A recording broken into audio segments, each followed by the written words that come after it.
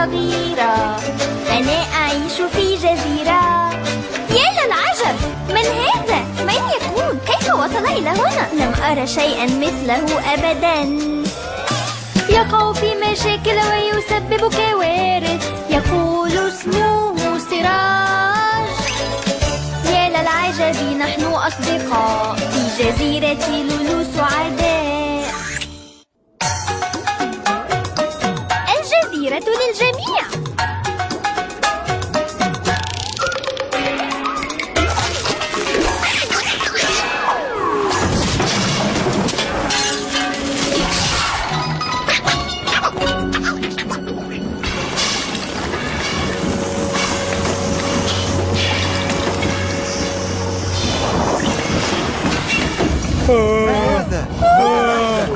ماذا يحدث؟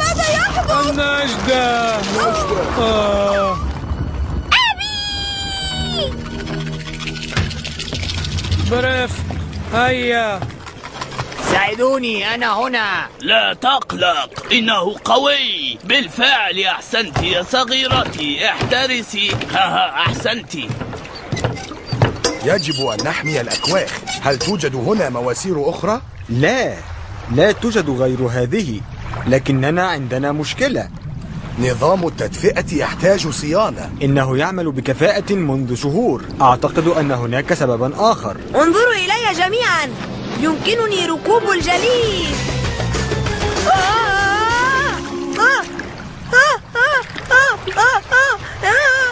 إنه بارد جدا. فكر يا ذكي، نحن في جزيرة الثلج. أهلا يا سيدي، إذا أردتم أن نصل قبل الغروب يجب أن نسرع. تعجبني فكرة أننا سنعيش معا لأيام. أبي قال إننا سنستضيف شخصين. أريد المساعدة، لكن لا أريد أن أعطي منزلي لأحد. إنه بالنسبة لي كالمثلجات. ما الأمر؟ أيوجد شيء على أنفي؟ في جزيرة العجائب، الجزيرة للجميع والجميع للجزيرة. لن تشاركهم منزلك فقط، بل فاكهتك وسمكتك الذهبية أيضا. لا، سمكتي الذهبية. هي، ومن سيشاركنا هذه الأشياء؟ جئت في الوقت المناسب. منزلكما أقبح منزل رأيته، يحتاج تنظيفا وترتيبا. 20 بطريقا يحتاجون منزلا، وتختارين هذه المزعجة؟ السيد بطروق طلب من والدي هذا. سيمر الوقت بسرعة. ستذهب بعد أسبوع أو على الأكثر شهر. ألا يوجد ماء دافئ على الجزيرة؟ أتعيشون في عصر النباتوسورات؟ سيمر سريعا.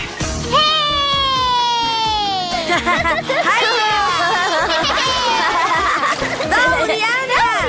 لا، دوري أنا. لا، بل دوري أنا. ابتعدوا عني قليلا، كل سيأخذ دوره.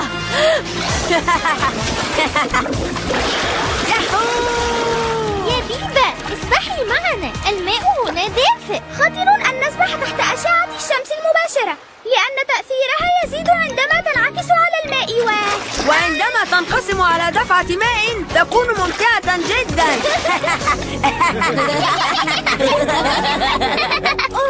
لا تقسو عليها، يجب أن تفهم. ليست وحدها، فضيفي لا يتكلم أبدا، يقول إن الكلام يزيد حرارته. هذا شيء طبيعي، سيعتادون الجزيرة. انظروا، لقد عاد والدي والسيد بطروق. سيد بطروق، إذا متى سنتخلص من بيبا؟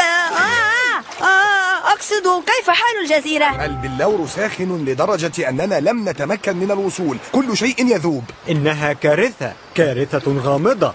لن ندع الأمر يحزننا. ما رأيكم أن نقيم حفلا كبيرا الليلة؟ سنشوي جوزا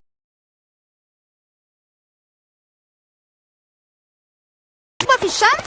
هيا، لا تقلد الآخرين في العادات السيئة. حسنا، آسف بشأن حفل الليلة، لكن في جزيرة الثلج لا نحتفل ليلا، وعند شروق الشمس نستيقظ لنعمل. آسف بشأن الليلة. لا، سكان جزيرة الثلج لا يعرفون المرض. العيش معهم فكرة غريبة كالقطط عندما تعيش مع الكلاب. حسنا، سأسحب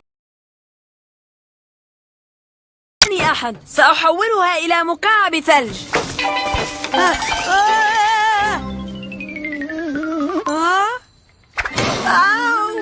ستوقظها. يجب أن نفتح النافذة حتى لا تشعر بالحرارة.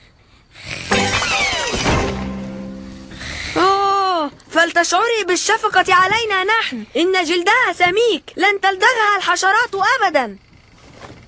جلدي ليس سميكا، إنه مغطى بطبقة من الدهون لتحميني من البرد. لهذا لا يزعجني الناموس، ولكن صوتك العالي يزعجني. أفضل النوم في الخارج. أراكما غدا.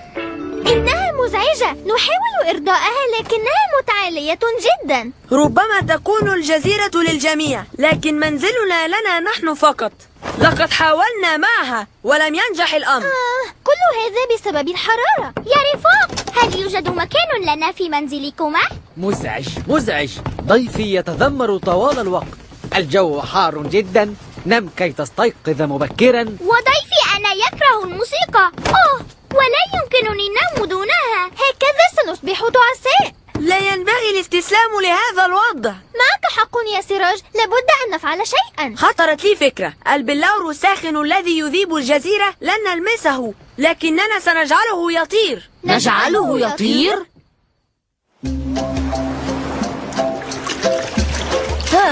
الينبوع لن يفيد يا لماح، ولا حتى شلال الماء. يجب أن تصنع بركان.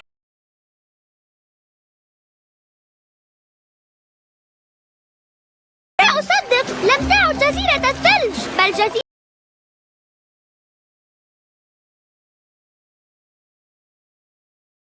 لا تضيعوا الوقت. احترس، إنه مثل الزب.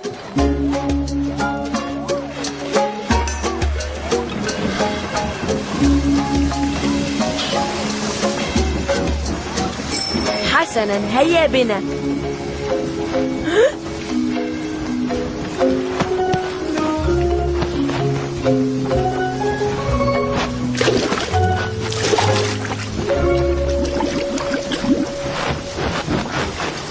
الوشاح، نسيت أن أعطيه لهما. ماذا؟ سيصابان بالبرد.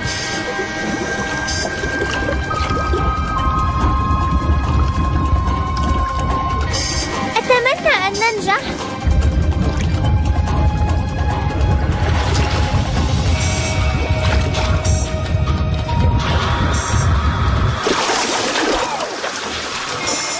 يا للعجب، هل هذا هو البركان المائي؟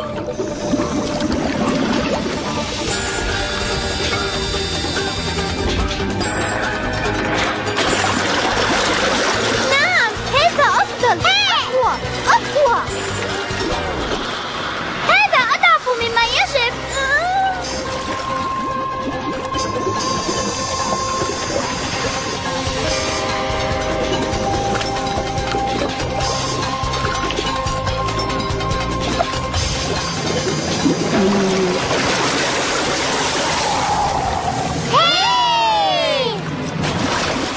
فلنهتف فلنهتف للماح. يحيى لماح.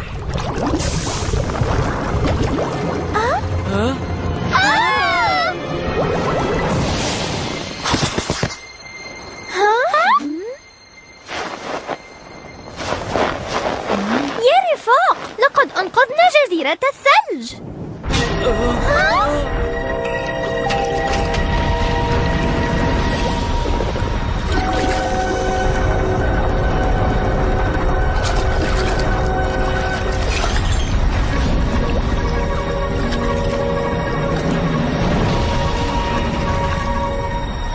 جزيرة الثلج تعود كما كانت.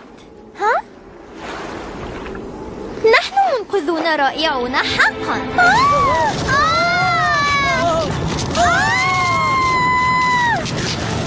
أريد أن أنزل.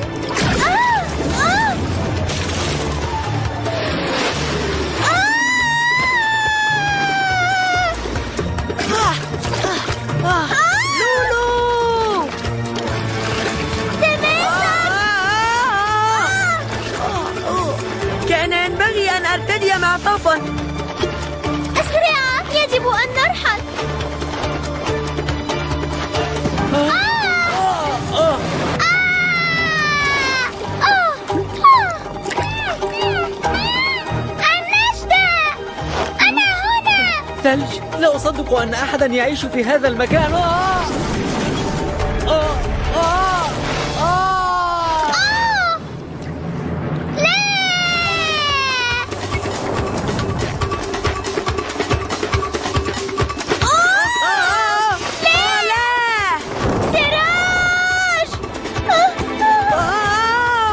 لنرحل بسرعة. لولو.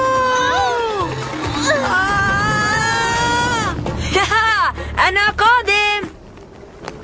أسرعوا يا صغار، حان وقت الرحيل.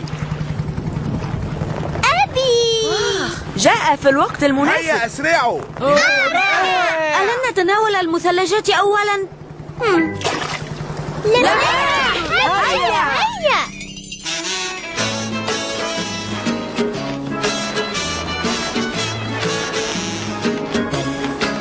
أتريد قطعة صغيرة؟ يمكنني إنقاذ الجزيرة، لكنني لن أتذوق هذا. يعجبني شكله. لا، لن نعيد نظام التدفئة أبدا، لأنه سيذيب جزيرتنا مجددا. يجب أن نعيش دون تدفئة، وهذا حتى... انظروا إلى هذا، لونه وردي ويجب أن يكون أزرق. إنه ليس باللورن، إنه نوع آخر من الحجارة، حجر يخزن الحرارة. وكأنكم أشعلتم نارا في الجزيرة. ها؟ يا إلهي، كان ينبغي أن نستشير أحدا قبل أن نستخدمه. نحن لم نسألكم عندما جئتم إلى جزيرتنا وفرضنا عاداتنا وطعامنا عليكم، والواقع أننا نعيش بالقرب منكم لكننا لا نعرف الكثير عنكم. هيا لنعوض ما فاتنا. سنعيش على جزيرتكم سويا. ليلة سنأكل طعامكم، وليلة سنحتفل معكم ونستمتع بوقتنا. الحياة ستكون رائعة. هذا غريب، أنا أشعر بالبرودة.